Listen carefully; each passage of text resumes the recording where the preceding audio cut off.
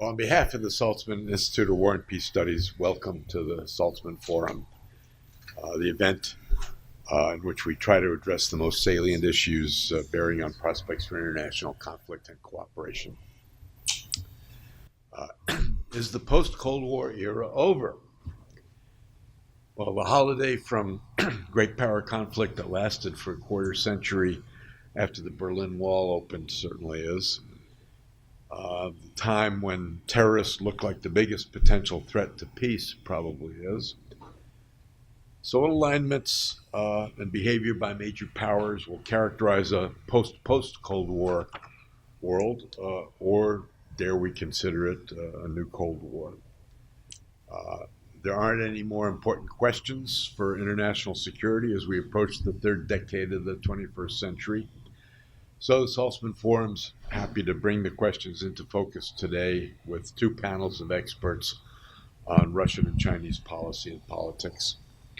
The programs in front of you have the bios for our admirably qualified panelists, so I won't repeat them. And we begin with the discussion of the Russian perspective, especially on Russian-Chinese relations, a matter with big implications for the balance of power with the Western alliance. And at noon, we'll switch to the perspective from China.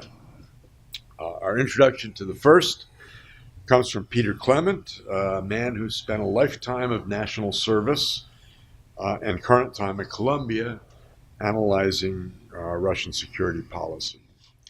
Peter. Thank you very much, Dick. Let me make sure this mic is on. I guess it is. So first, let me welcome you all here. It's a Friday morning. I know it's difficult for some folks to sneak out on a Friday, so thanks for making it. I'm delighted in particular today because I'm sitting on a panel with two good friends, Gene Rumer. I won't go through the bios, but I've worked with Gene many, many years, a good amount of time when he was working in the National Intelligence Council as the National Intelligence Officer for Russia-Eurasia. We had a lot of exciting times there. Ditto for Cynthia. Cynthia, a fellow faculty member here at Saltzman, but also Cynthia's a well-known academic on a whole range of Russian issues. We wanted to focus today on China, so we will focus, as the title slide would suggest, that's Cynthia's slide. The theme for today is really to examine the whole question of the bear hug. Gene wrote a terrific monograph called The Bear Hug is Real. If you haven't had a chance to read it, it's available at the website for the Carnegie Endowment. As we were just discussing, I think it's actually a National Bureau of Asian Research publication. I think they charge. I'm sorry. But there is a synopsis of it on the Carnegie website. We don't charge. I snuck there and used it in my class, so don't tell anybody, Gene. And so the structure for today is each one of us will have a rigid 15-minute timeline. I'm going to beat on the table if people are over time. And then I thought we'd have 15 minutes where the three of us can have a conversation among ourselves and talk about each other's points. And we will have the benefit of both recent visits to Moscow by both Gene and Cynthia, so I'm hoping to pick their brains a little bit on some of the things they might have picked up there related to Russia and China. After the first hour, we'll still have an hour. We'll go to Q&A, and I'm looking forward to a lot of friendly and hopefully not too hostile questions from the audience. So with that, when we have our first speaker, Gene, you'll be talking about the real bear hug. Yes, thank you, Peter, for the introduction, and thank you for inviting me here. I'm really honored to be here. It's a storied institution and a storied building, and it really is a pleasure and an honor to be here, especially also in this company. So I'll be very brief and telegraphic in my remarks. As Peter said, that paper that I wrote, I'd be happy to send you a PDF so as to bypass the paywall at the National Bureau, but they get mad at me, that's fine. But, suddenly Russia-China relations are all the rage, and we're now in this new age of great power competition, and it seems like, until Secretary Mattis's national defense strategy of last year or so and the national security strategy of the Trump administration, there was no great power competition, and suddenly everything is all about it. And frankly, you know, my fellow panel members may correct me, but in my experience, in the 1990s and the early 2000s, you couldn't get anybody in Washington interested in the subject of Russian-Chinese relations because the prevailing attitude was, look, especially from the Russia perspective, the Russians will eventually know what's good for them.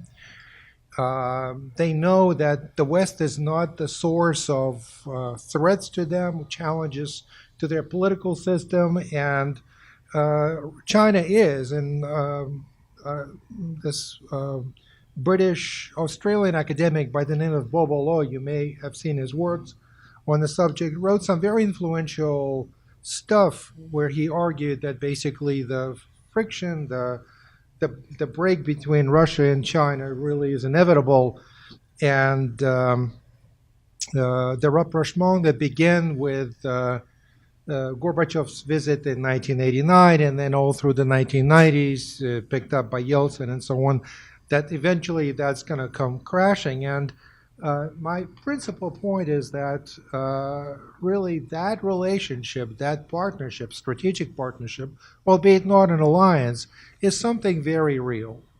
And it serves the interests of both Russia and, to a lesser extent, I understand China, but as I see sort of China's policy here, it's very much in the interest of China.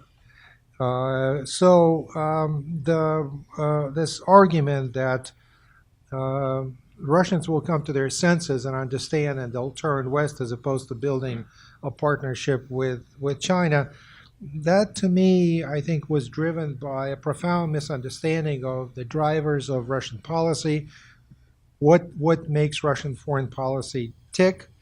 And I think it was a reflection of U.S. Western overconfidence in what the United States has to offer and how Russia works, especially how Russia works in the past 20 years or so during the Putin presidency. And what's missing from that view is the understanding that the goal of the Russian foreign policy is not to advance the well-being of all of Russia. It is to protect the Russian state, and in a political system where the state is equated with a particular form of leadership, it is to protect that particular form of leadership, the interests of the elite. Foreign policy is an elite issue in Russia, and it really serves the domestic political agenda of the leadership, not at all the other way around. And if you look at the record of the past 20 years or so of the Putin regime, the Putin administration, try to avoid the term regime, the main threat has been twofold. One, from within, it's the threat of instability that manifested itself most clearly in the winter of 2011-2012, and also the threat from the West promoting change, domestic political change inside Russia that is threatening the stability of the Putin administration.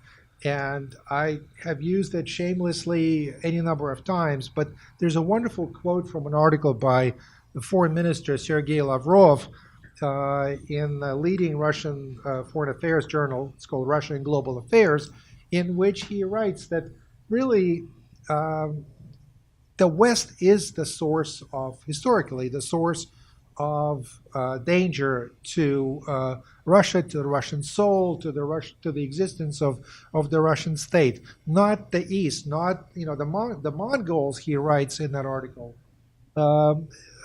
were content to have Russian princes pay taxes, and never really tried to convert them into their religion, into their worldview, and so on. Whereas the West is always after our Russian soul and is trying to convert us into our faith. Whereas it is our faith and it is our soul that really makes us what we are. Therefore, the principal threat is from the West. And if you look again at the record of the past 25, 30 years, post-1991, dealing with the West for Russia has required a domestic internal adaptation, changing to the ways the West operates, promoting rule of law, promoting transparency, promoting a particular vision of foreign policy and international system, which the Russians traditionally have resisted and in the modern era have resisted as well. Whereas the relationship with China does not require such a profound adaptation. The two political systems are perfectly compatible with each other. The legal systems don't really matter a whole lot to their transactional relationship. And most importantly, China does not promote instability, does not promote democracy, does not promote civil society inside Russia or around Russia in the lands that Russia aspires to have as its privileged sphere of influence. So there is that compatibility. And then the two economies are eminently compatible too. One is a industrial 21st century, even post-industrial powerhouse. And the other is basically, as Russians themselves often say, the raw materials appendage to the industrialized world. And the trade between the two really is very much in the interest of both countries, and in particular in the interest, again, from the Russian perspective, of the Russian elite. If you control oil, gas, other resources, timber in Russia, you do very well in that relationship with China because that's a market that is seemingly infinitely hungry for what you have to offer. So the interests of the Russian elite are very well taken care of in that transactional economic relationship. And then in terms of geopolitics, they're very compatible too. Again, somebody may argue with me, but I would posit that for China, the principal geopolitical theater of action is in Asia Pacific. Russia is a marginal player in the Asia Pacific and is perfectly content to yield leadership in the Asia Pacific theater to China. For Russia, the primary theater is still Europe, notwithstanding the pivot. And that's where the main challenges are to Russian well-being. It's where a lot of trade, most of Russian trade is still concentrated. So they're content not to be clashing in the same geopolitical theater for the time being. They have a common adversary in the world stage. It's the United States. For China, well, I don't need to dwell on that. It is the competition between the two great powers, or one great power, the other is a near peer competitor. And for Russia, it is the hegemon that is aspiring to impose on Russia. The Russians resist the unipolar world. That resistance to the unipolar world has been one of the principal drivers of Russian foreign policy since the days of Yevgeny Primakov. It's the mid-1990s. And the partnership with China in that pursuit of thwarting the United States, opposing U.S. initiatives, be it in the Middle East or on the Korean Peninsula, not necessarily buying into U.S. approaches, all that works very well for both countries. And if I may turn, briefly, speaking of regional issues, on the Korean Peninsula, do the Russians and the Chinese want to see a nuclear-armed DPRK? No. But they share a common interest in opposing some U.S. initiatives because they fear that whatever the United States might do to address the problem of DPRK nuclear weapons will create more problems for them than just a continuation or gradual progression of the status quo. They have the same view of Syria, where Russia has been the principal actor opposing U.S. demands for, Assad must go and regime change. That's something the Russians resent profoundly, and they've partnered with China in the Security Council to thwart U.S. initiatives. And After, what are we now, 18 years of the war in Afghanistan, they don't see the United States as being able to come up with a durable solution. And therefore, they're perfectly content to look for other ways. But again, um, uh, continuing U.S. presence there is something that they don't necessarily look forward to. Militarily, I think there's a profound understanding among the Russian security military analysts that China does indeed pose a problem in the long term, but they're prepared to manage that through two principal means. One is the nuclear weapons, which remain the bedrock, the guarantee of Russian sovereignty and independence in the international arena, and hedge against any encroachment by China. And the rest falls into the diplomatic arena, which they're prepared to play in with China and manage that. And finally, is this a problem-free relationship? No. The Russians are concerned about the rising China, how to manage this, but put yourselves in that situation where you're a country of 140 million people and declining, and the other country of 1.3, 1.4 billion people and rising. What options do you have other than having a long-term partnership with that country and manage that relationship with as much skill and deference as you can? So I think it's here for the long run to stay. Thank you. The next speaker is Cynthia Roberts. I think she's going to go to the podium and show some slides as well. So first I have to say thank you to the Saltzman Institute for bringing me back to Columbia. I'm presently working in Washington, and that's the second thing I have to say. I'm at the Joint Staff temporarily, not permanently, but I'm speaking only for myself, not the Joint Staff, the Pentagon, or the U.S. government. Okay, so I made this slide for a couple of reasons, and being at the Pentagon, of course, you can't talk without slides, although I'm happy to say it's much less of a problem than the last time I encountered this. The bad news is that the number of acronyms are much greater, and half the time people using them, when I ask them what they mean, aren't sure themselves. But there is one I really like, and let me show you it on my next slide. Does this work? Yeah. And the acronym I really like, which I didn't put up here, is called BLUF. First, of course, I totally misunderstood it, but BLUF actually means bottom line up front. So, and that's useful when you're sitting through a long meeting and you want to leave, and it's very boring. So this is my bottom line up front. There was some confusion about what I was supposed to speak about. I thought I was speaking about Russia in the great power competition, and Peter said, no, you were also speaking about Russia and China. So I'm going to do a little bit of both. And the bottom line up front, I'm going to come back to in a minute. But let me say a word, and is there, I'll come back to this in a minute. And the bottom line on Russia-China is it's not an alliance. So I'm going to talk about both of those briefly. But let me say a word about the pictures that I put on this title slide. Of course, this is the one on the top is in Russian and Chinese. I trust the Chinese is correct. I've been working more on China, but I don't read Chinese. In Russian, it's Druzhba na veki, which means friendship forever.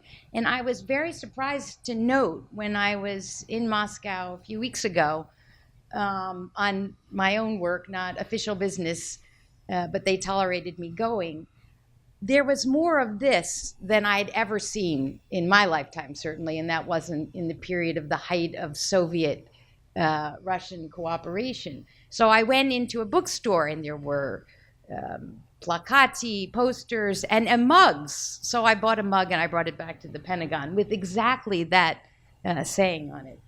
So that's back, and the Russians are definitely messaging to the United States and to the West. We're not isolated. You can't punish us with sanctions. We have lots of friends and lots of other actors we can play with. Oh, and by the way, China is rising, and they're on our side, not yours. The second is, of course, Putin and Xi Jinping on the bottom left.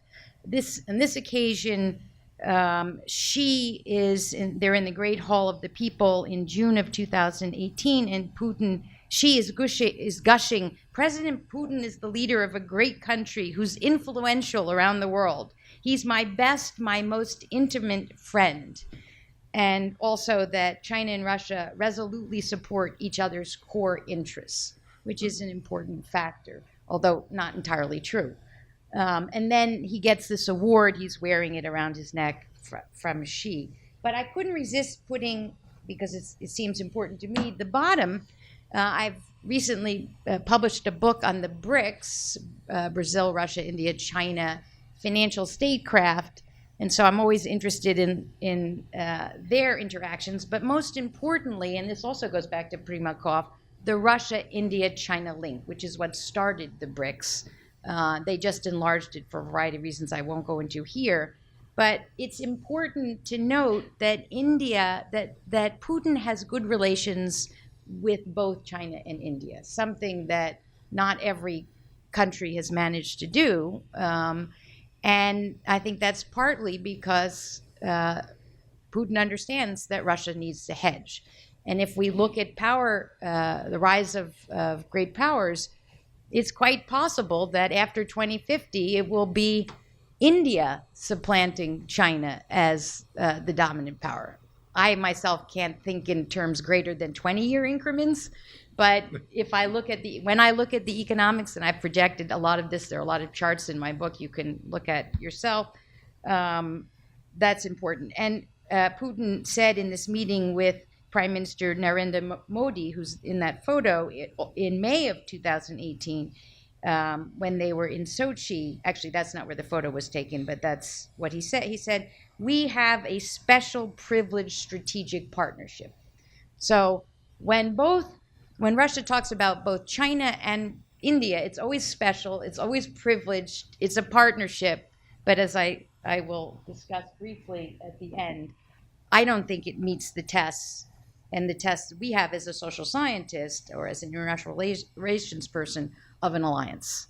They've certainly come a lot closer. I agree with a lot of what Jean has already said, and I won't repeat it, but I don't believe that they're likely to end up there unless we use armed force against one of them, and then even then perhaps not. All right, so let me go through my three main points about great power competition, and try and elaborate a little bit within the time we have, and I'll be happy to come back in Q&A. Obviously, we used to think about triangular relations back in the day when we were at the top of the triangle, and one of the reasons that great power competition is back, and back with a vengeance in the Pentagon and all throughout Washington, is to try and redirect resources and a focus of attention. It hasn't completely succeeded, but I'm working in the Joint Staff and Policy and Plans, and there it is our major focus. And the problem is that we're not at the top of the triangle anymore, but Russia is nowhere near in the same domain that the US and China are. Most of the time, I'm in debates with people over, will China equal the United States or not? In what dimensions will they rival us or outdistance us? And Russia's not even a factor. The only dimension in which Russia is a factor is that US and Russia have 90% of current arsenals, nuclear weapons arsenals. And when I was in Moscow, I raised with some colleagues saying, we really should have strategic stability talks and arms control, speaking unofficially, although the US government is also thinking about this, with China and not just with Russia. And it was not well received, this idea that somehow we should include China in this. And the Chinese, of course, don't want to participate either. But for Russia, it's a question of status and influence and not strategic stability interest. If you look at almost any indicator, Russia is not even in this triangle in so many respects beyond the nuclear. However, they are. And so one has to explain this in important ways. And I've tried to suggest some ways we can do this. They've played their hands very well to a large extent, not without error, of course. I don't want to overstate Russia or Putin as a great strategist. He makes a lot of mistakes. But nonetheless, surprisingly better than most people in Washington expected. The Obama administration wrote off Russia as a mere regional power, which surprised a lot of people, including myself, given Russia's many assets. It, of course, has a veto permanent membership on the UN Security Council, which it uses. It has it punches above its weight class with its nuclear arsenal, engages in active transactional and, in many cases, pragmatic diplomacy, advancing its core interests. As Jean mentioned, it doesn't care about values. In fact, it tries to stay away from values diplomacy. It's gone a long way. Just to give you one example of how it punches above its weight class, I don't know if this will, you'll be able to see this well. Can you see it in the back? So here's a chart of its PPP. I also have the, because I argue with my friends, the market rate, which shows China not where the US is, but to leave this one, it's a little more visible for the time being. Of course, in PPP indicators, China's already passed the United States. In the other one, I estimate it will happen in about 10 or 12 years.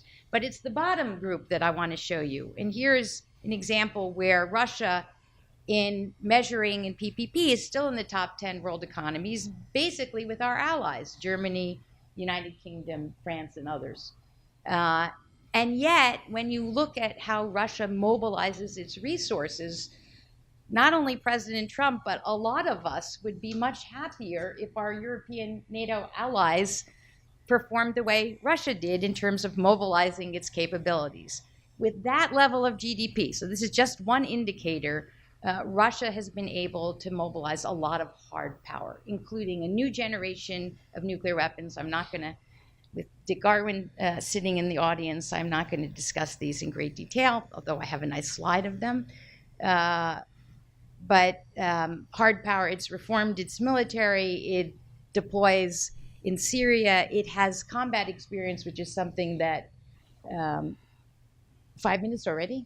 Okay, that China doesn't have. Okay, so moving back to the second part, not only does Russia punch above its weight class, I think an important way of understanding what Russia is up to, and it builds on a point Jean made about being not interested in having the United States or the West intervene or interfere in color revolutions, regime change, or societal role. And there, Russia and China share a great deal more in harmony. But for Russia, especially under Putin, this is also about an extension of Russian politics.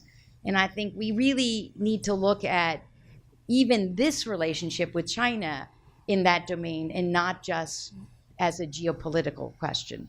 The more you dig into Russian arms sales, Russia's relationship with China, you see the patronal politics connection, the energy sector, the military, the defense industry, the enormous amount of arms sales that are going on between these two.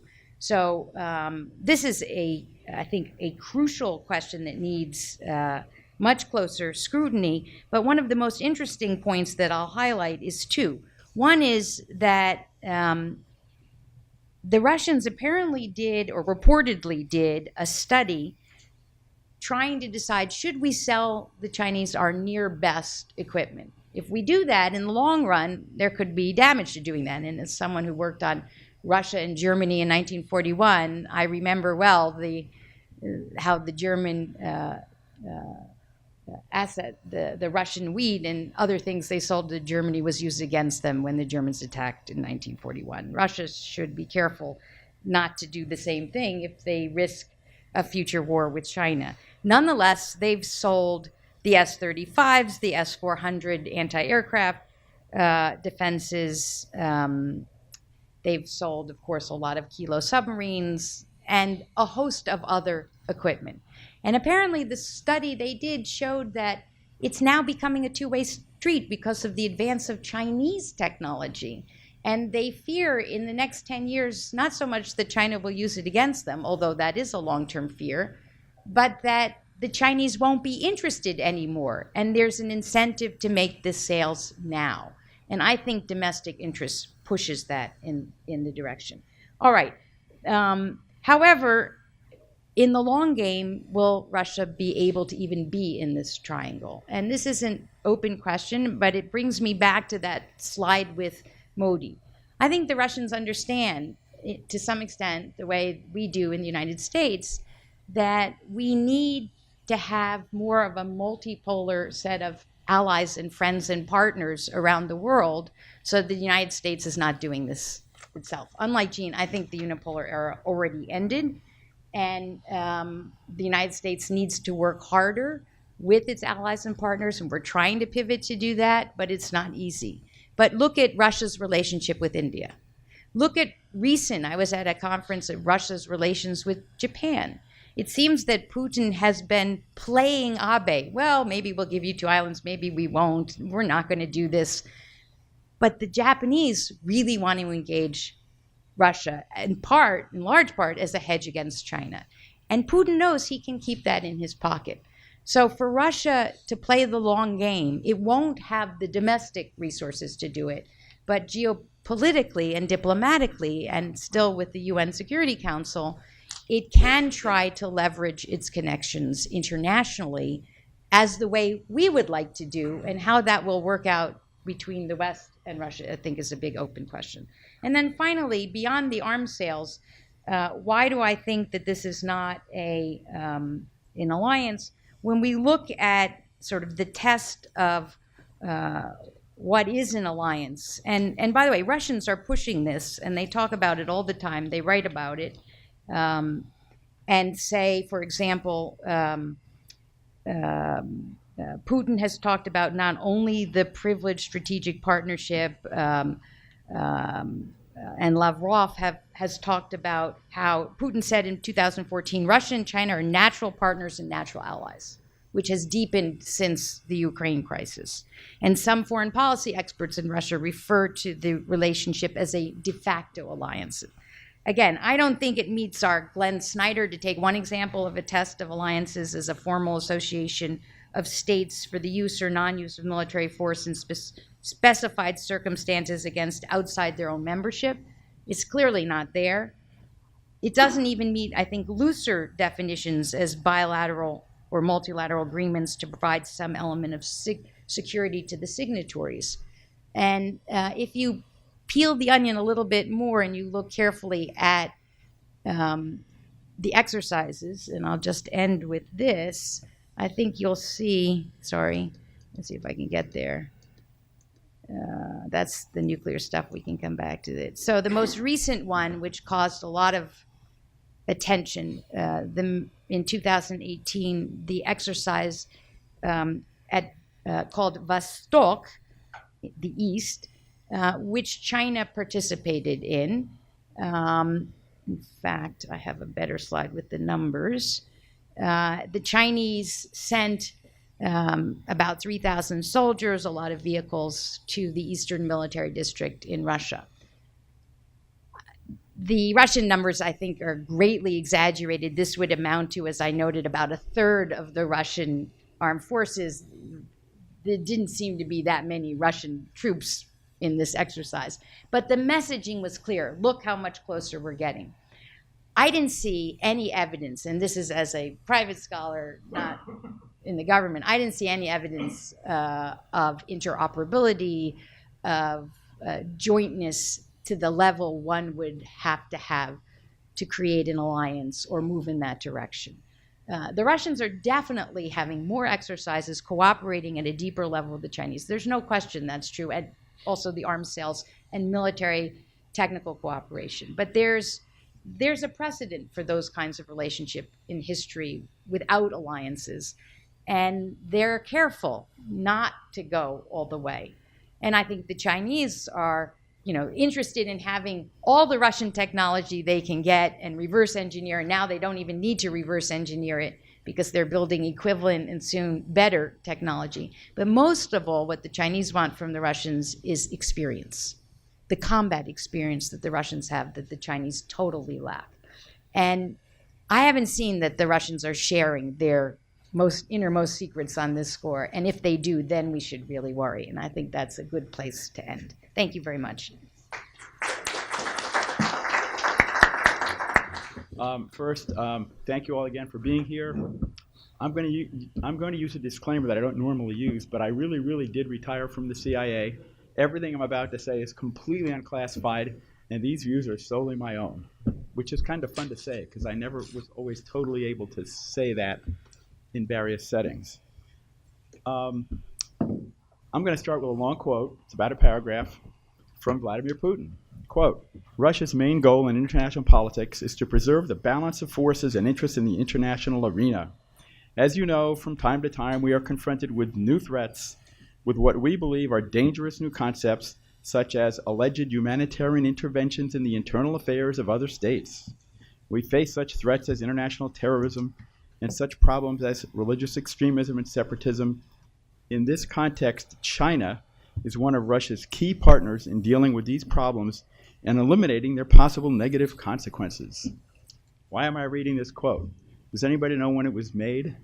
2000. This is a statement Putin made before he actually became president.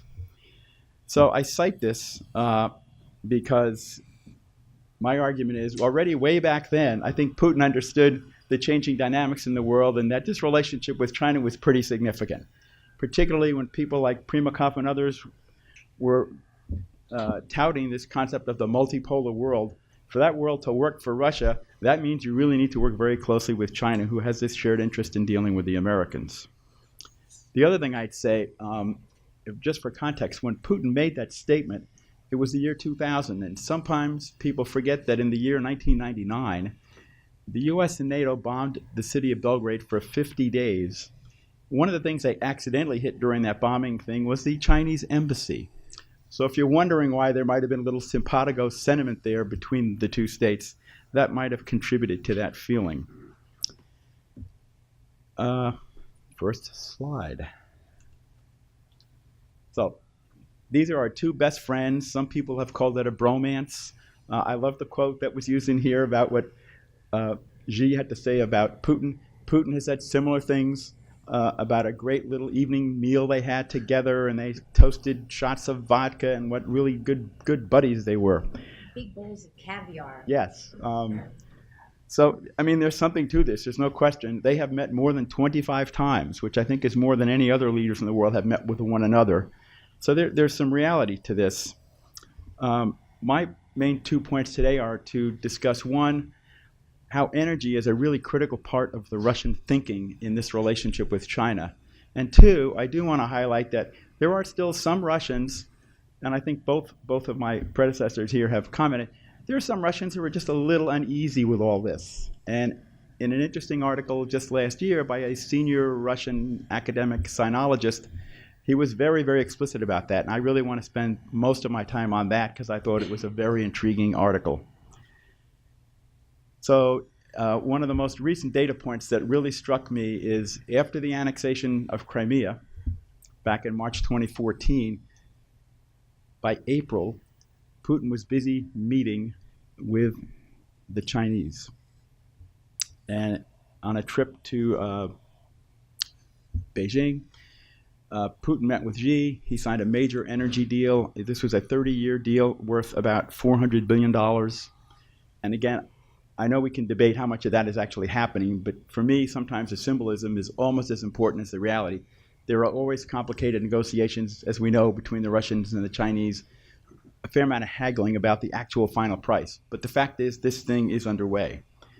The fact that he did it so quickly said to me immediately, I think Putin was signaling to the West, I know these sanctions you're about to impose, and I know they're real. And if you talk to Russians today, they also act as though these are not going away anytime soon. If you don't think that, think about that famous legislation the United States passed in the 1970s about Jewish immigration. Legislation which was not repealed, I think, until 2012. Yeah, which is pretty unbelievable. So I think Russians understand that these sanctions may, in fact, be of long duration. During that trip when Putin was in Beijing, the Chinese extended a $15 billion loan to finance additional development of new pipelines that would go to China with more natural gas. That also struck me that the Chinese are trying to signal and in a very, very real sense invest in what for them is kind of important, although it's not utterly important. The Chinese are not dependent entirely. In fact, I wouldn't even say the majority of the natural gas comes from Russia. It comes from Australia and from the Gulf states and Turkmenistan. So this idea that they're overly dependent on Russia is something I don't think really totes up with the facts. Later in the same year, in 2014, Gazprom announced another major framework agreement on a new pipeline line that was to be built. And again, the Chinese were allowed to put a 10% investment in this venture. The thing that struck me there is that Russians generally aren't wild about having too many other outsiders get a big chunk of important assets and resources. And in some cases, the Chinese are getting a decent amount, which I think also says a lot about maybe who has a little bit more leverage here. In this case, I think the Chinese have a fair amount of leverage. Fast forward to 2018, it was interesting, symbolic, but not unimportant, that President Xi made his first visit to the annual Economic Cooperation Conference in Vladivostok. And this was something the Russians had started back in 2015. It was the first time that Xi showed up. Symbolic in the sense that the Chinese are showing they want to be part of this. Maybe they'll put in more money in the Russian Far East. And it was right at the same time the Vostok 18 exercise was going on. So I think a lot of people in the Western media picked up on this. I want to go to part two now quickly, because this is, for me, as an old-time criminologist, I love this article. This is an article by a Russian academic at the Carnegie Moscow Center named Alexander Gabuyev. And the article was really directed at the United States. The point of the article was to say, hey, you guys need to wake up. We have a very chummy relationship with with China, which I have no problem with. I think that was an accurate message. But if you read the article closely, there's a lot in there about the Russians' relationship with China. And the most interesting thing of all in this thing was Gabuyev described how back in 2014, you remember that visit I described? Gabuyev acknowledged that actually there was an interesting debate in the Kremlin just before that visit and before these major energy deals were signed. And when I read that part of the article, I said, yeah, that's not a big secret. We all know kind of what the Russians worry about. Gabuyev named three things in particular that Russians worry about. One is, are the Chinese de facto overrunning the Russian Far East? There's way more of them than there are us, is basically the point.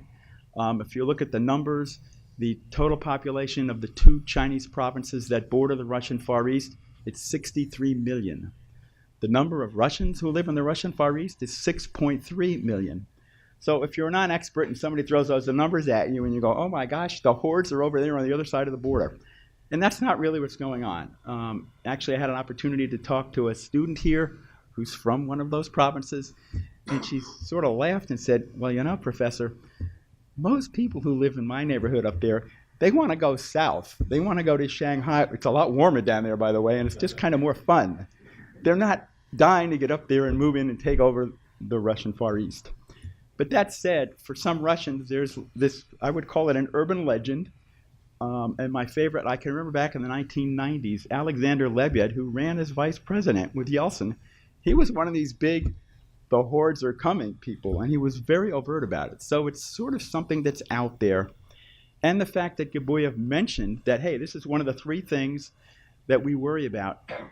The startling thing from me that I did not know until I read this article, he said, hey, before we made that big move in 2014, the Kremlin told us they wanted an interagency study to look at three things. And the first one was, are the Chinese taking over the Russian Far East? Not so explicitly. The question was posed was, how many Chinese are there really in Russia and where are they? And the second question is there a problem with us selling advanced fighter aircraft and other advanced technologies to China? Is that really a problem? And the third issue that Gabuyev noted was, are the Chinese going to be a problem for us in Central Asia? And I thought those three, it was interesting that they acknowledged those are the three questions that they were posed. And then he proceeded to provide the answers. So remember the context here. The reason the Russians are looking and thinking about this, and I would call it a real pivot. Why are the Russians worried about this? It's because of what happened in Crimea and the ensuing significant sanctions, which are still in place. And it clearly is a problem for the Russians. So I particularly like this cartoon. I know in the U.S. here we've talked about a lot of pivots to Asia, which didn't quite materialize under Obama. And as the cartoon here would say, well, the Europeans think this pivot over here to China is actually pretty real. Then I had to have the map. So Gabuyev, when he says, here are the answers that we provided to those three questions, it's useful to look at a map, and you can see a little bit why the Russians might be worried. It's a pretty big, long border there in the Russian Far East with China. And what Gabuyev revealed in terms of the research here was actually what we discovered is there's not even 2 million Chinese in all of Russia. Gene, did you want to say something? I have 5 minutes. Tick-tock. All right. I was hoping you were going to comment, but okay, quickly. So their findings, one, there are not 2 million Chinese in Russia. There's about 600,000. Now, I don't know where they got the data. There are times when I do wonder a little bit too, but let's take them at their face value.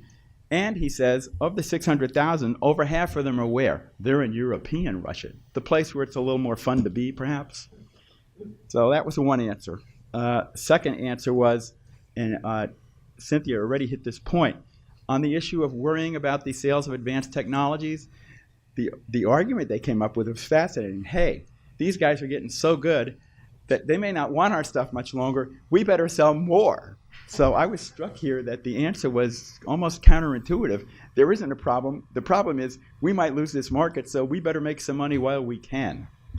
Then on the third issue, and this is probably, for me, the most interesting part, on Central Asia, the happy answer was China's economic footprint is inevitable. And this is good news because Chinese penetration means that the Central Asians aren't going to be sending all their stuff to Europe. They're going to send it to China, and maybe that's not a bad thing. But, and this is my closing quote, here's what else Gabuyev had to say. Moscow is happy to live with Beijing making inroads into Central Asia economies as long as it formally respects the Eurasian Economic Union, a Moscow-led trade bloc that gives Russian companies preferential access to markets in Kazakhstan and Kyrgyzstan and doesn't challenge Russia's self-proclaimed role as the region's main security provider. So when I read that, my highlighter came out immediately, and I said, there's the big message, and I think what's going on here is the Russians are laying down a marker. It's great that we all get along. It's nice that we can work together in Central Asia, but don't forget who the big cheese is in Central Asia, and it's us. So I'm going to stop there, and we can have our little conversation here among the panelists, and we will quickly move on then to Q&A.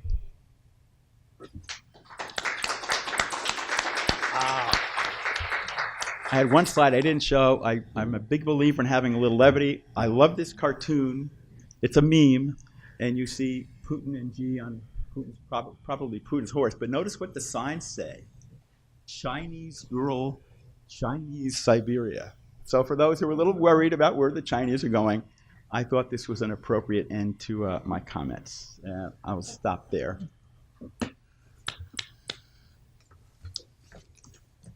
So I was curious, in light of the fact that both of you had a recent visit to Moscow, did you have any conversations about this whole question about the relationship with the Chinese?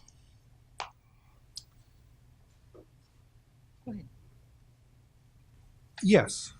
I think it is one of the major themes in discussions. And I think it's one of those things that is not resolved. I mean, there's sort of several layers to it. On the one hand, you have this clearly strategic partnership, although the Chinese especially, I mean, I'm no China expert, but in my limited experience of talking to Chinese scholars and policymakers, they always stress it's not an alliance. But there is this partnership that is deep, that is real, and I think by all indicators long term.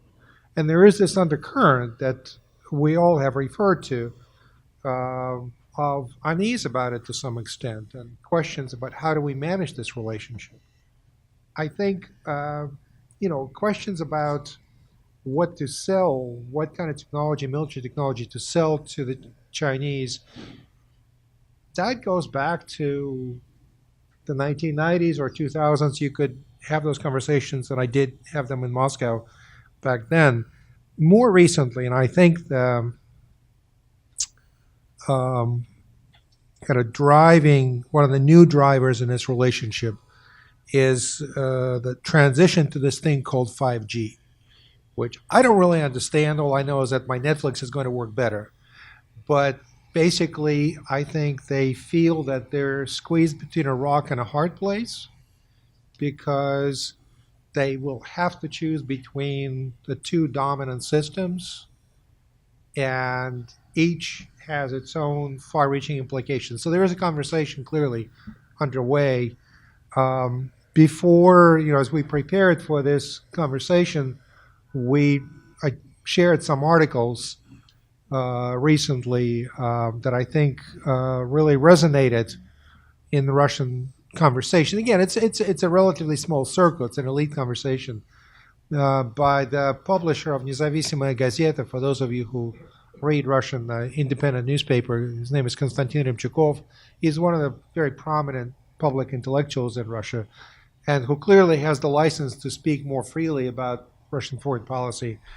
And it's a long piece that ostensibly talks about the competition between the United States and China, but there are lots of questions for Russia to answer. And what he says about the current state of the relationship between the United States and China is that it's not just a trade war.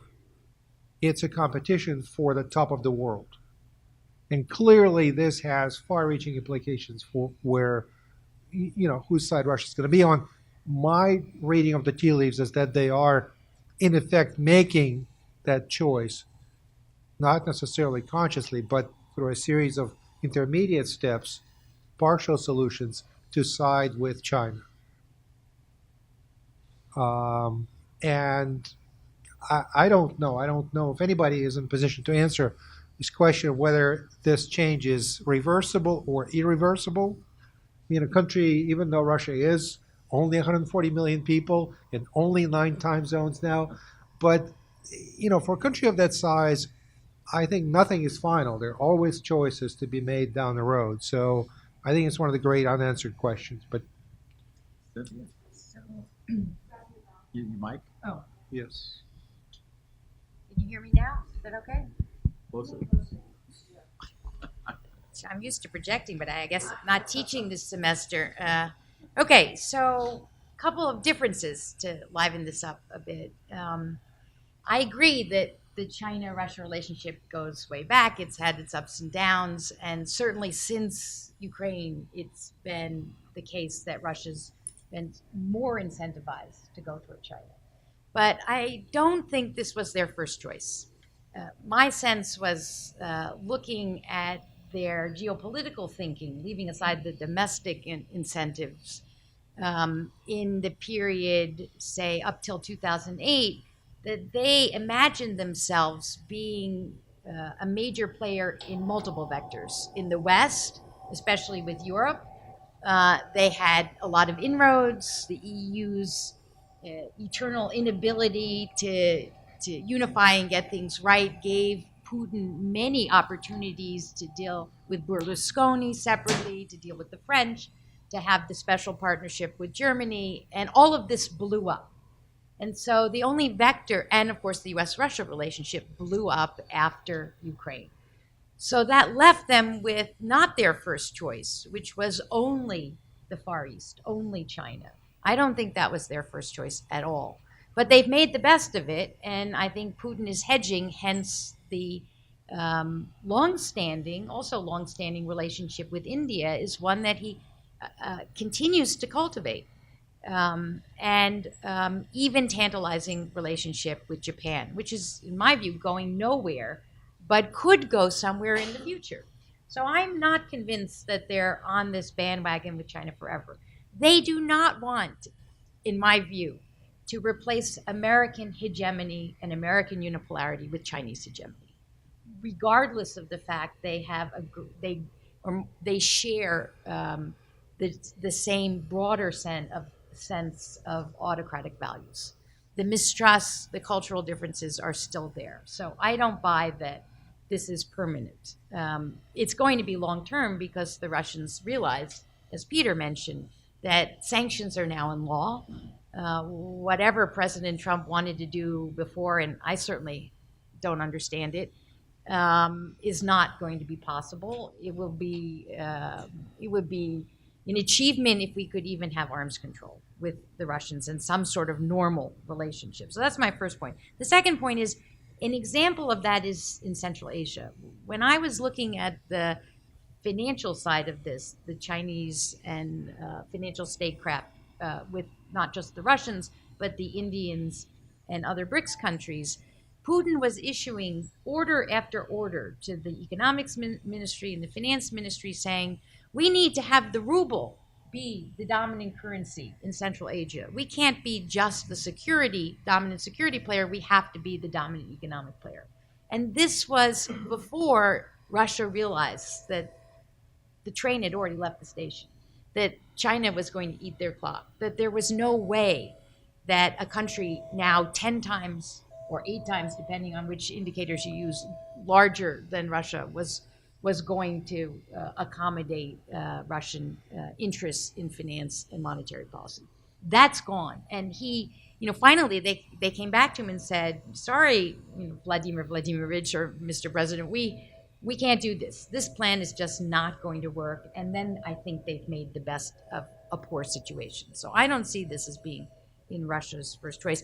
And although I totally agree with you on Gabuev, he's, I believe, Russia's smartest China watcher. And I saw him in this conference I was at in Moscow. I think he put a very positive spin sometimes on his reports, although not always. In that case, and he doesn't really look at finance. Anyway, so that's the second point. And then the third point is what we do, I think, matters. And the Chinese want not an alliance, but they want the technology, they want the experience, they want the lessons Russia has learned in Syria, the lessons they have from being a strategic adversary of the United States in everything from ASW, anti-submarine warfare, to command and control. Here Russia is light years ahead of China, and the Russians are, of course, reluctant to share any of this experience. If they ever go in that direction, then we have a whole different ballgame, I think. And it's hard for me to imagine why they would do this, given they have to have concerns about a long-term threat. But, if we really push hard against Russia, or if a war starts over Ukraine or something else, then who knows what they might do. I think that this relationship is kind of evolving in a symbiotic way, in the sense that it is evolving partly in relation to events, and that they could share tactical information, could share intelligence, and so on. But part of that, I think, will be driven by what we do. And then finally, the last thing I'd say is Putin himself said, and it was quoted by Garry Kasparov, the great chess player who lives in New York and frequently comments on Russian affairs. And Kasparov has written a book about AI and technology and so on. And he quoted Putin, who has said, who controls AI controls the world. And I think both the Chinese and the Russians get it. There are obviously people in the United States who get it too, but I'm not sure we as a country have thought strategically about what kind of competition we really are in technologically. It doesn't all have to be bad. I have a whole different set of views about U.S.-China relationship. I won't go there today, but others are thinking about this in the geopolitical sense, not just the technological and the economic sense. And whether Russia can be a player in this will be interesting to see. So in the interest of time, I'm going to turn over to Q&A from the audience. Can I just ask one Oh, question? I'm sorry, Gene. Are you saying the Joint Staff is not thinking about the role of AI in international relations? Of course they are. Good. Everybody's thinking about it. I mean, I'm not sure that the kind of partnership that Ash Carter in the former administration tried to make with, say, Silicon Valley. Ash Carter was the Secretary of Defense under President Obama, has actually materialized in a way that centralized economies like China and Russia, in the way it works there. We still have firms in Silicon Valley who quite rightly say, we don't want the government telling us what to do. And the government saying to them, who do you work for, China or the United States? Are you going to do things for China against the interests of the U.S. military?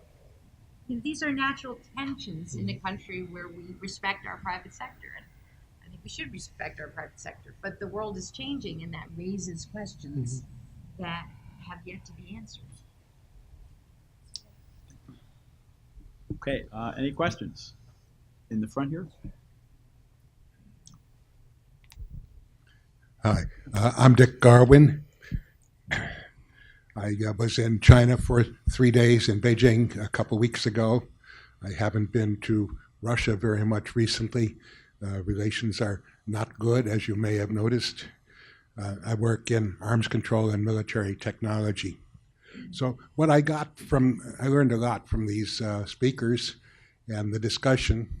So one of the things I learned is that in both Russia and China, modern China, the individual economic impetus is important. People have, in many cases, free will. They don't want to go to Russia to help invade the border. They would rather go to Beijing or Shanghai or Guangzhou, where it's warmer and you can make more money. I used to know Evgeny Primakov and Velikov and Sagdayev and Yuri Arbatov, the kitchen cabinet that Gorbachev assembled when he came in 1985.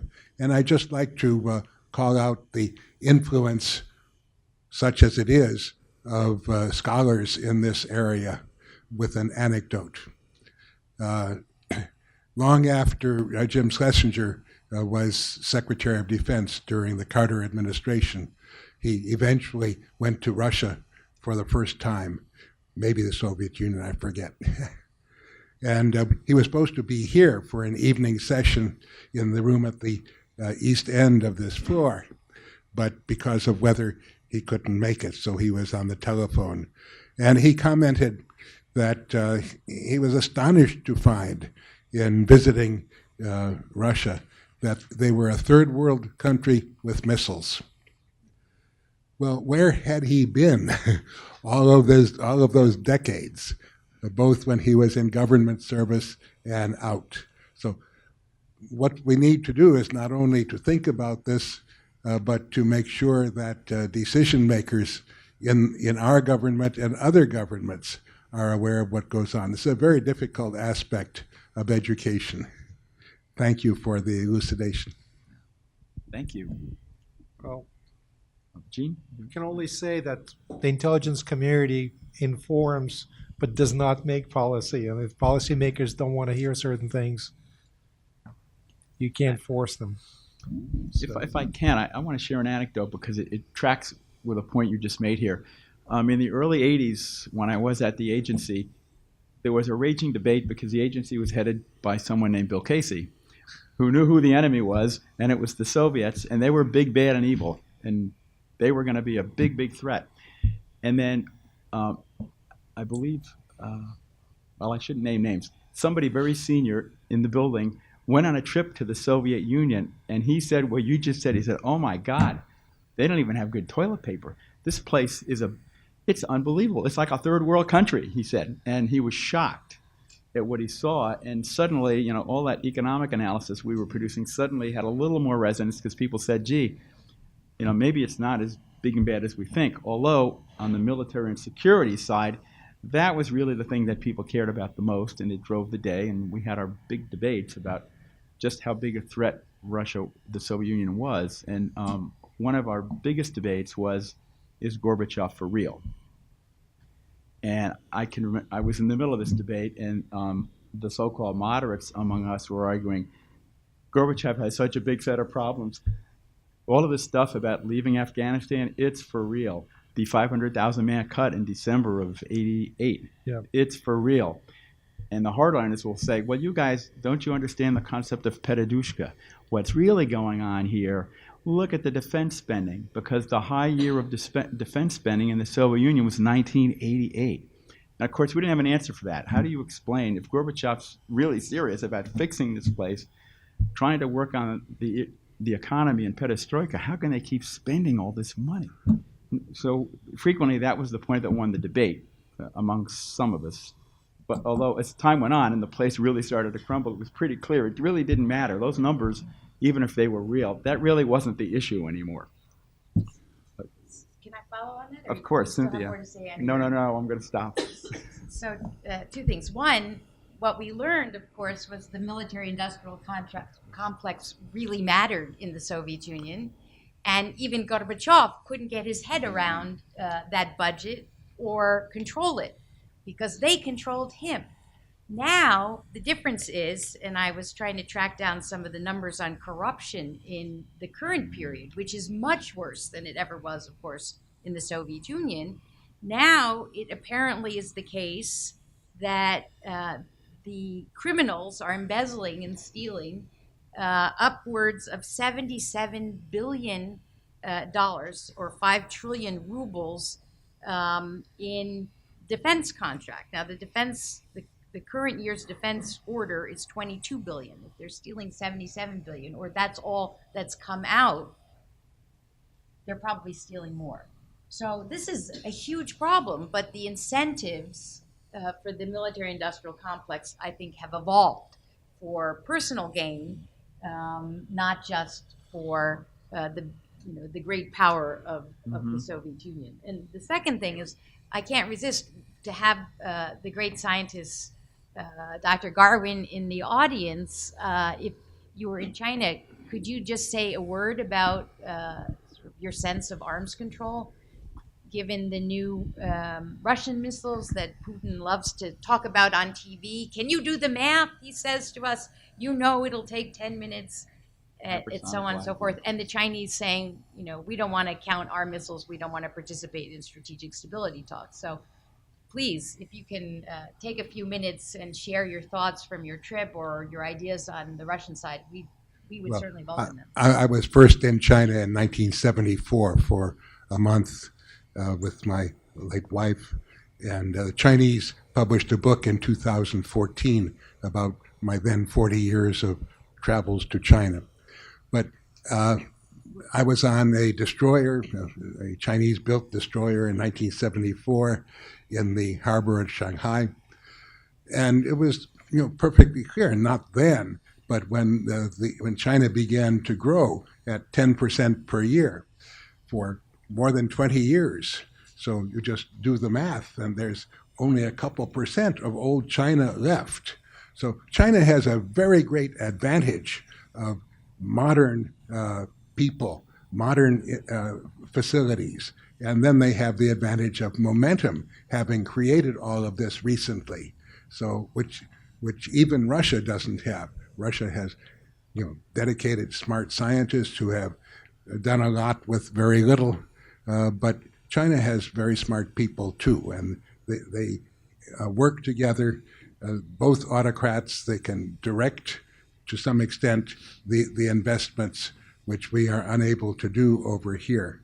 So not only Russia, but the United States really has no choice, although we seem not to be making it, but to manage the relationship with China as carefully and productively as possible from our side, and to make use of the various thinking that goes on in the United States, which we are still capable of doing.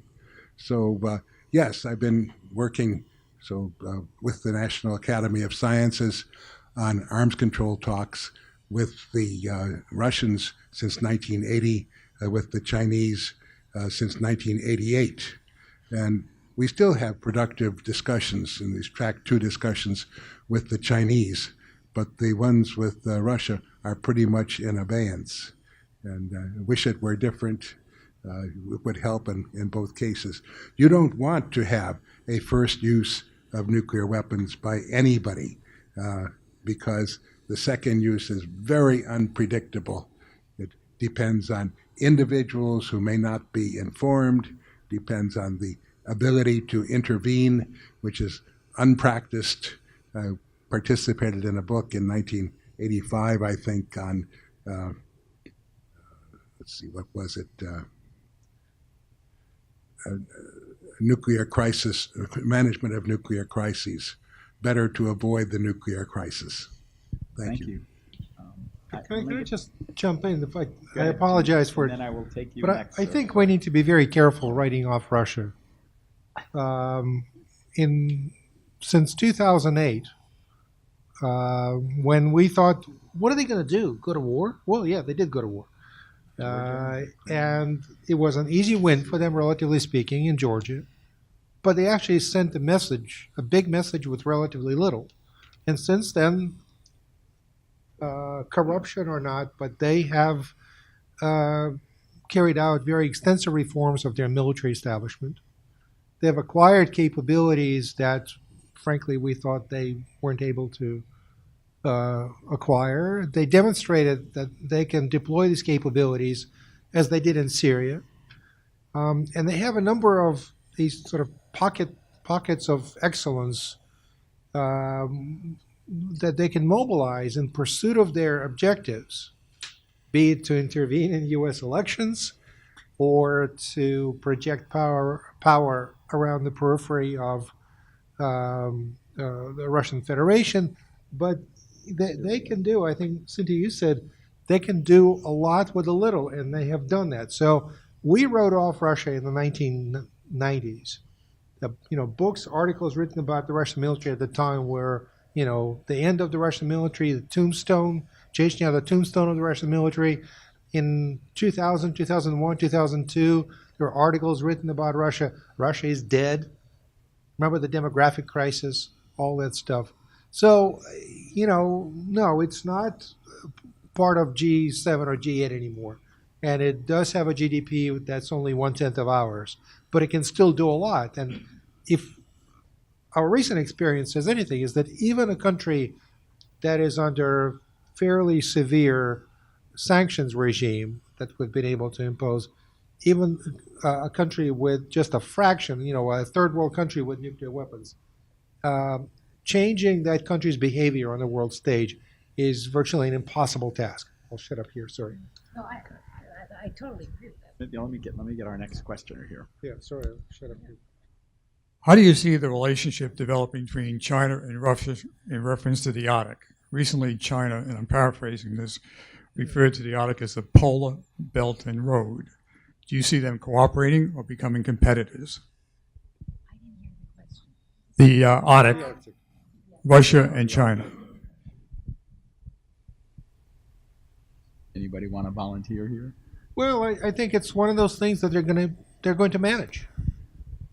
Do the Russians like the fact that Chinese are showing greater interest in being part of the Arctic Council? Is that what we call it? There's actually a piece in the New York Times today about Russia in the Arctic.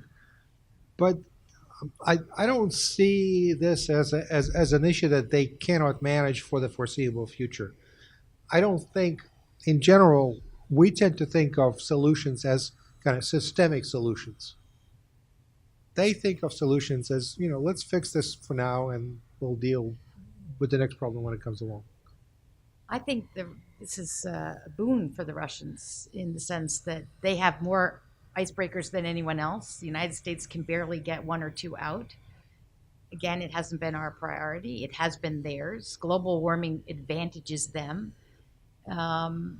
In so many other areas, they would be happy to have Chinese capital so long as the Russians control everything. This is a big point of sovereignty for them. They don't like the Chinese Belt and Road extending into the Arctic, and I think they'll try to prevent it. So it's requires skill to manage that partnership and to manage the relationship. But so far, the Chinese, the Russians have been doing a good job of it. And this should not surprise us, given what we've been seeing in terms of their capabilities and their skill. It's not all bad, and they're a serious competitor. Matt, there's a question right behind you here. Bob?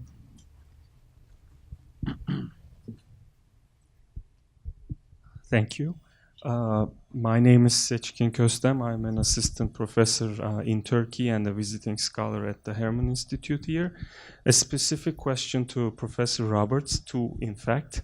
The first question is, does Russia really have allies, and can it maintain an alliance? With regard to your big conclusion from your presentation. And secondly, if this is a great power competition, does Russia really have the resources to maintain it, to sustain it in the foreseeable future? Or how far can Russia take great power competition? Thank you.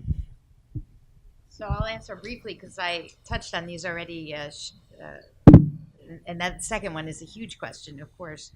And the second one first. So as I suggested, can they survive in the long haul will depend on how skillful they are, because they're clearly much weaker in assets. And I think part of the answer is they'll continue their asymmetrical, their leveraging of what they have. And if they're smart, they'll also work on the geopolitical side to build partners, just as we would like to have some sort of counterbalancing, without calling it that, against China. I already mentioned India, I mentioned Japan. Vietnam is another great case, right? The United States makes overtures to Vietnam. Russia has good relationships with Vietnam, and they don't push this into the Chinese face, but they know about it. So it's certainly in Russia's interest to have other players in the world, especially in Asia, where China is on its way, if not already the dominant player. They have thousands more missiles to shoot our aircraft carriers out of the waters in the first island chain. The fact that Russia's participating there is not necessarily against what's in our interests as well. And in the future, that could evolve if we had a more normal policy. But we still have the big problems with the interference in our election and Ukraine and so on, as mentioned. Can I take a stab at part of this?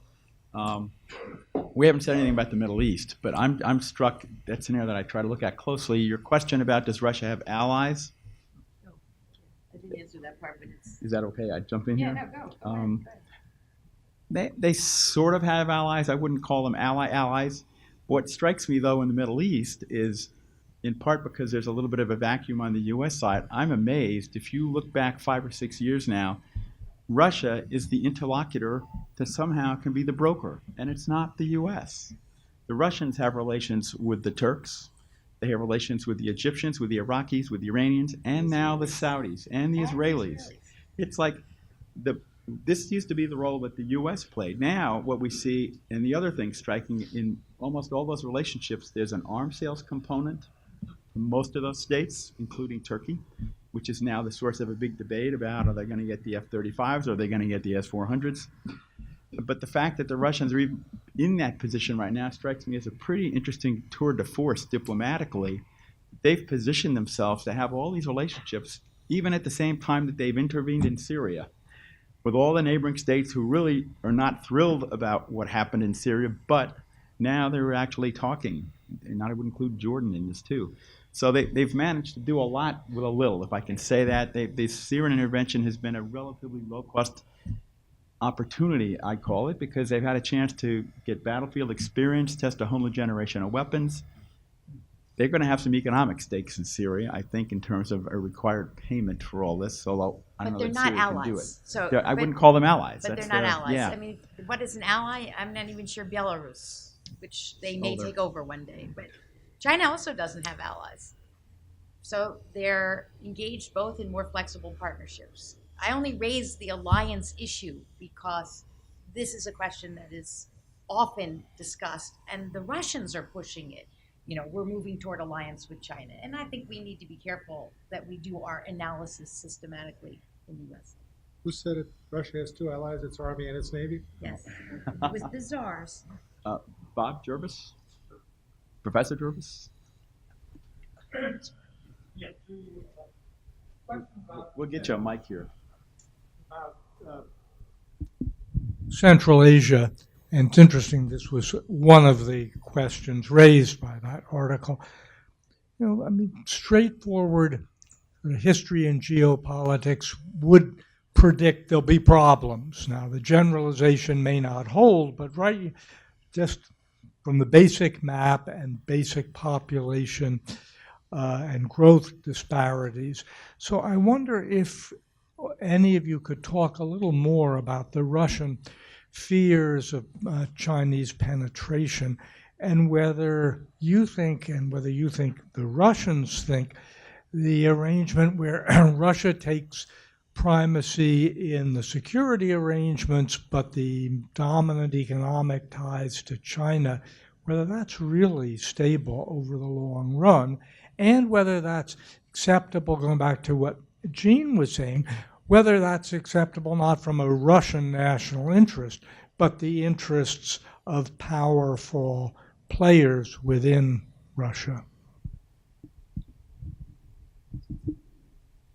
Anybody want to take? I have a thought too, but no, you go ahead first. No, after you. After you, Gaston. Jean, do you want to start? Sure, with the lowest common denominator. I think that Russians look at Chinese economic dynamism and what Chinese money and determination have accomplished in Central Asia. They realize they can't compete. That's just not in the cards. They had a shared problem, which they dealt with successfully, and that's U.S. military presence in Central Asia. Russia was out front. China was clever, behind, but they got rid of the, what did we call it? Transit. It wasn't a military base. It was a transit facility in Kyrgyzstan. I think, again, there is a sense of resignation on that, but also comfort that the Chinese will not create trouble in Central Asia. And in a way, it's a win-win because their capabilities that they bring to the region, so to speak, are complementary. The question remains of, what happens when Russia can no longer provide for the security of the region, and what role China will play, because the Chinese, I think, will not tolerate the region really erupting on a big scale. But, we've been predicting an eruption in Central Asia since the Soviet Union broke up, and so far, fortunately, so good. In terms of, I'm not an energy expert, but it seems to me that the fact that much of Central Asian energy flows to China is fine for Russian strategic interests because that energy is not flowing west, where the biggest consumers and cash revenues are located. So I think that, again, it's one of those things they're content, they're managing reasonably successfully, and will continue to do so until something happens. What that's going to look like, will be interesting to see. When something breaks. But I have a hard time thinking about it, how it will and what it will mean.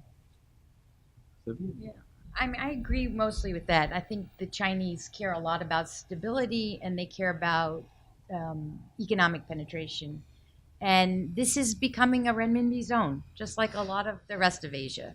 And the Russians tried to stop it, as I mentioned, and they failed, and they have no choice but to accommodate it. So there is a kind of partnership, and it works until it blows up. But neither one of them, here's the difference, has an incentive to make it blow up to punish the other. And that is a source of stability. And Russia was concerned the United States might do that with color revolutions. And now, if the US doesn't do that, then this could go on for quite some time. I mean, there's always talk when leadership changes over how is this going to happen, what kinds of instability will grow out of this. But so far, it hasn't disrupted the larger relationship, and they might get lucky.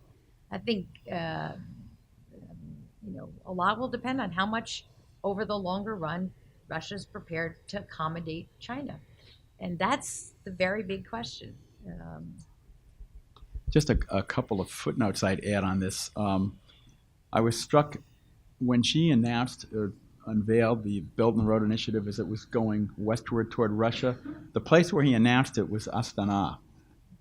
And I'm not sure Putin actually liked that, but I'd read in a couple of places there were little hints that he was a little irked about this, that really wasn't the right place. It should have really been in Moscow. And then the second one, and this is more recent, but Putin made a public comment where he kind of hinted at just how stable is Kazakhstan. Am I overstating this? I was just struck, and it was almost as though they were sort of pointing at the Kazakhstanis, like, this China thing's fine and everything, but remember, there are a lot of Russians who live in a certain part of Kazakhstan in the northern tier, like 20% of your population. It would never be stated that bluntly, but I think there was a subtle little hint there that, you really should be mindful of other equities that other outside actors have. Then the other data point that no relationship is ever perfect. And I'm also struck in the case of the Chinese, they have not recognized Abkhazia and South Ossetia. On the Crimea vote at the UN, they abstained. I mean, clearly they weren't going to veto, I don't think, but they abstained. And so there are these little things sort of at the margins that show that, like in any interesting relationship, sometimes not everything is exactly the way both parties would want. Just want to correct Peter. Astana is now Nur Sultan. I'm sorry. They've renamed it Nur Sultan. How did I miss that? Yes, sir. Very interesting discussion. And you've spoken about many of Russia, China, Central Asia, and the developments there. Can you comment on what you see the U.S. response to this or the recognition of this? Any of the elements that you've talked about?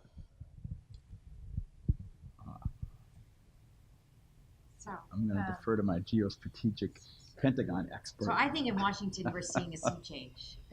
I think in Washington we're seeing a sea change, but it's like trying to get an aircraft carrier to change direction. It doesn't happen immediately. We spend a lot of money in this country on our defense budget, and their one view is, for a long time, this should be redirected toward great power competition. Yet we're still spending quite a lot in wars on the periphery, in Afghanistan, in Iraq, and elsewhere, and counterterrorism and the like. And they're costly. So the one view is we need to get out of there, stop doing that so we can have the resources and redirect them to great power competition. The other view is we'll just make things worse if we precipitously leave places without stable outcomes. But I think you see some of the effort in Afghanistan, and here I defer to Professor Stephen Biddle in the audience if he wants to comment. But Zal Khalilzad's efforts to try and bring an end to this war in Afghanistan, negotiating with the Taliban, is a step in this direction. I can't comment whether it will work or not, but it won't be a major victory for the United States, but we'll declare it a victory. But this is the tension, right? Even with this huge defense budget, there are still great needs. One of them is the nuclear modernization effort, of course, underway, which is, I think, roughly 6% of the defense budget, but it's a very large defense budget. And Congress is debating how much do we need of this, what should we do, how much should we spend on nuclear modernization, et cetera, et cetera.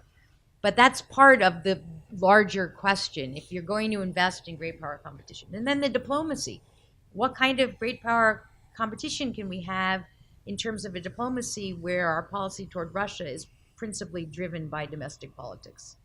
right? I'm not sure we have a Russia policy, and this is a good place to turn it over to Gene, who was our NIO for You don't want Russia. to well, and Peter has And some Peter, experience. who has experience. But as I said before, in my brief time in the intelligence community, I think Peter will back me up, the intelligence community does not make policy, even though Russians are convinced that there is this deep state residing somewhere on the seventh floor of the headquarters building in Langley, and it's all run from there. It's nonsense. But look, I think our Russia policy is completely paralyzed by the implosion of our government, by the implosion of our policymaking process, by the president's own troubles with Russia in the investigations, by congressional action. It really is a very unwelcome combination. So the Russians, I think, as my colleagues have pointed out, resolved that this is going to be the state of affairs for quite some time. And I agree with them. I don't see, in 2012, as Peter said, we repealed Jackson-Vanik. That's after most Jews, or just about every Jew who wanted to leave the Soviet Union, had already left. And Russia and Israel enjoyed a very warm, still do, relationship. That legislation was still on the books. And by the way, I am here because of that legislation, full disclosure. And on top of that legislation, when it was repealed, we added on the Magnitsky Act, which again the Russians see as a gross intervention in their domestic affairs. Now, leave that aside, whether it is the case or not. So I think that we have to wait until there is a different administration to have a Russia policy. And, Rand just published a short paper by Jim Dobbins and a couple of others. And the title is, China is a great power, Russia is basically a nuisance or something like that, a rogue state. That's one point of view. But even if you look at China, our relationship with China, what has this administration done with China that really rises to the level of, real policy and a great real action and great power competition? I think we gave up probably the most promising initiative that we had in dealing with China in the Asia-Pacific theater, as the TPP. So I think it's 2 more years and then we'll see.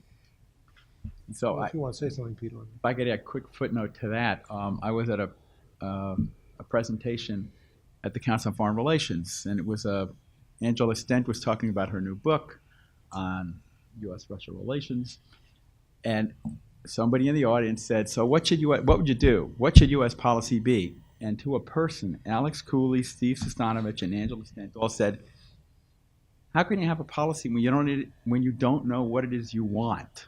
If you can't identify what are your goals, what are your objectives in dealing with the rest of the world?" And this wasn't just about Russia, but it was a lot of places.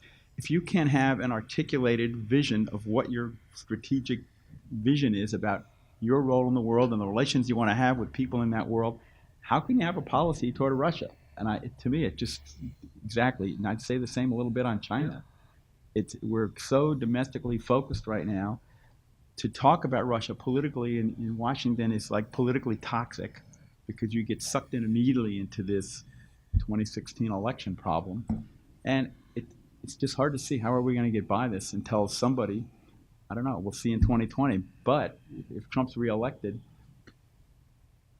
will anybody be willing to start articulating a set of goals for U.S. foreign policy? So we had Tanaka? Mr. Garvin? Yeah, let me take 2 questions at a time now because we have 3 or 4 people.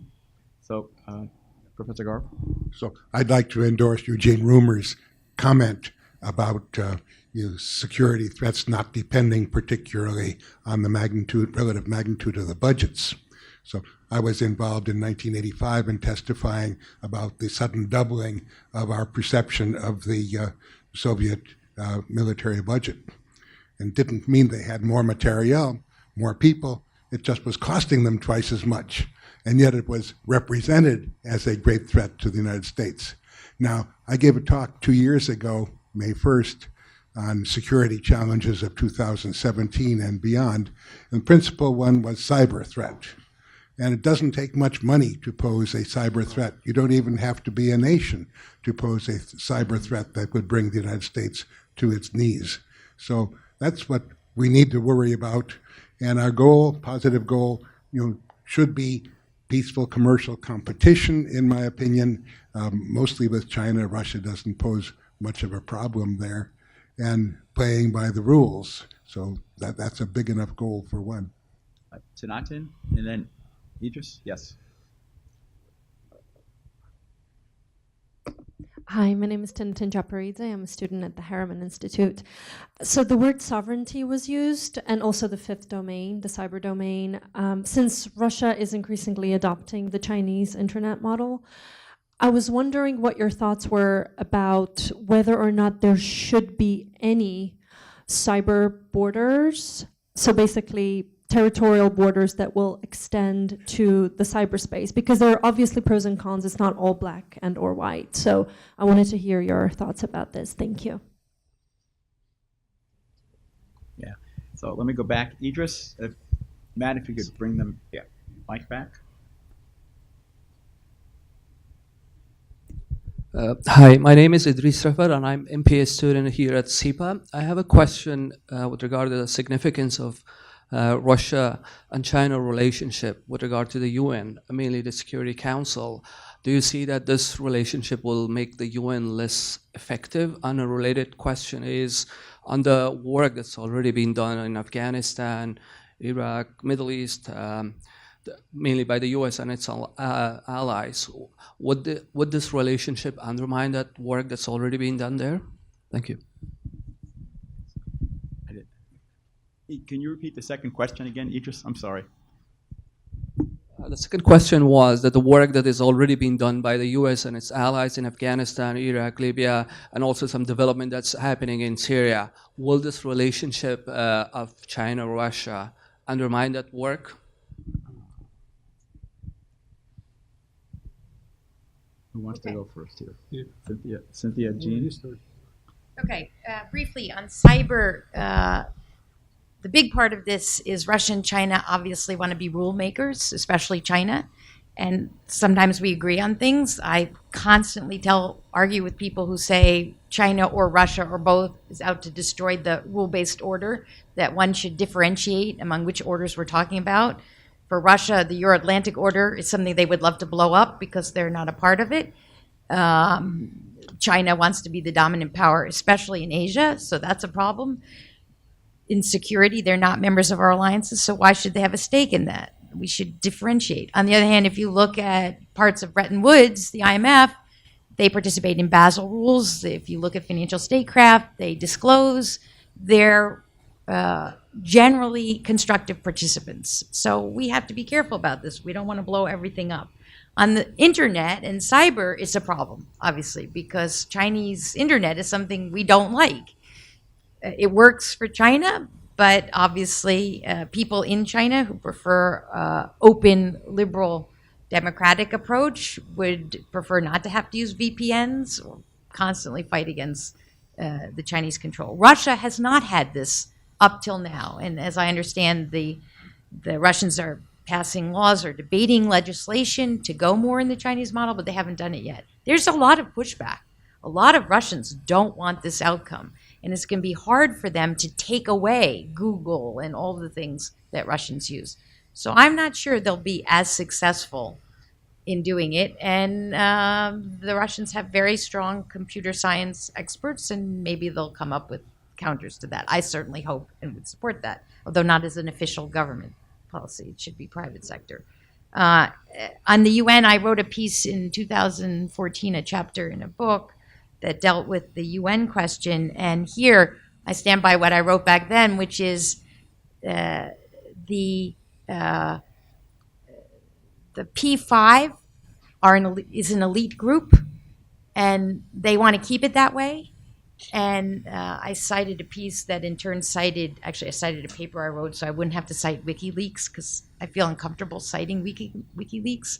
But there was a great WikiLeaks article about how the Chinese and the Americans were talking, how we don't want to enlarge the UN Security Council. We don't want to let in your favorite countries or our favorite countries. We like it the way it is. So there's a group of elites that want to keep it that way, and that's not necessarily a good outcome for the rest of the world, and certainly it's not good for allies we would like to bring in, like Germany or Japan, which the Chinese would veto. The Russians say they're open to other BRICS joining, but in practice, I doubt it. And I'll leave to my colleagues the other parts of the question, their ideas. I honestly don't know enough about the technical aspects of creating geographic boundaries for the internet, so I don't know how to answer it. It seems to me, based on very shallow knowledge of it, that it's a difficult task. There's, they'll keep trying, but I just don't have the ability to answer that question. In general, I think it's a horrible idea, but on the Security Council, well, it depends on what you mean by the term effectiveness of the Security Council. I think they actually used it quite effectively to accomplish their objectives, or to prevent the United States from accomplishing its objectives. I think sometimes U.S. demands in the Security Council have been rather one-sided and had no chance of being implemented, such as continuous U.S. insistence that Assad must go for many years. So there may have been some room for compromise on some future for Syria, but I think the U.S. positions have really made it a non-starter for those two. As far as the question specifically, I think you raised about Syria and what the United States is trying to do, I go back to what Peter said. I don't know what our policy in Syria is, and I don't know what the United States is trying to do there. It seems just as much of a mess as other, if not more, parts of our policy. At one point, we said we're going to stay there for a long time, indefinitely. Then we said we're pulling out. Now I think there's some small number that will remain, but presumably only for counter-ISIS or other CT operations. But I think the administration generally, and not to blame everything on the Trump administration, I think there's sort of a logical progression here, if you can call it that, progression of pivoting away from the Middle East. The Obama administration tried, didn't succeed, but now I think Trump is making, so to speak, progress in that direction. And that leaves a lot of, as I think, Peter, you said, that just leaves a lot of vacuum for others to step in. Other questions? So, Idris, you also asked about Afghanistan, I know, and you have a strong personal interest in this, of course. So, I don't know, Professor Biddle, do you have any thoughts on this that you want to volunteer about the extent to which Russian-Chinese collaboration in so many areas might affect one way or the other what the U.S. is trying to do in Afghanistan? I think there can be some effects at the margin, but it's probably not going to be decisive on what happens there. I mean, the military reality in Afghanistan is that the war is stalemated. Neither side can bring it to a conclusion, and you won't get a military conclusion until or unless the U.S. Congress defunds the government side. So the central issue is what happens with the negotiations. And then the Russians are trying to play a role in those negotiations, but largely as a spoiler to try and make it more difficult for the United States to get a solution that the U.S. can live with. And I rather doubt that the Russian initiative is going to go anywhere. And I'm not a Russian expert, as members of the panel are, but I doubt the Russians expect it to go anywhere.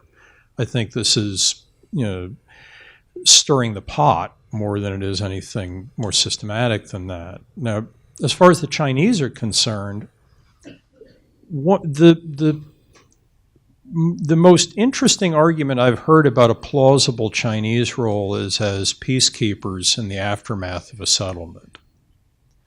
So I'm guardedly optimistic that the talks could lead to a settlement in the next couple of years.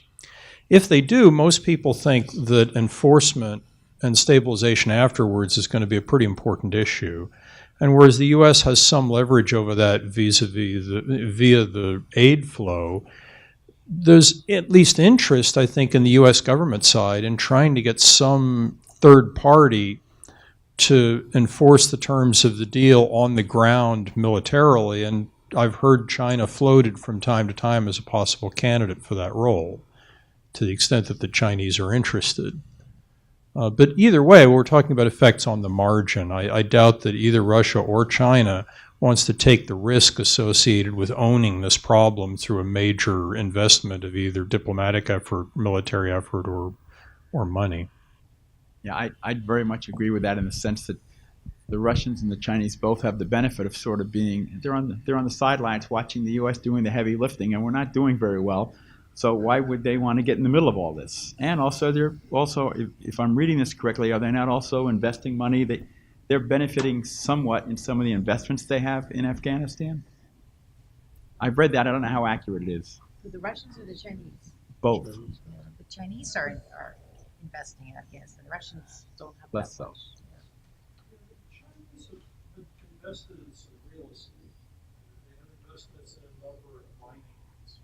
But they know that they can't get any minerals out of the ground Until you have a war that's ended. Yeah. And that's still a prospect on the horizon.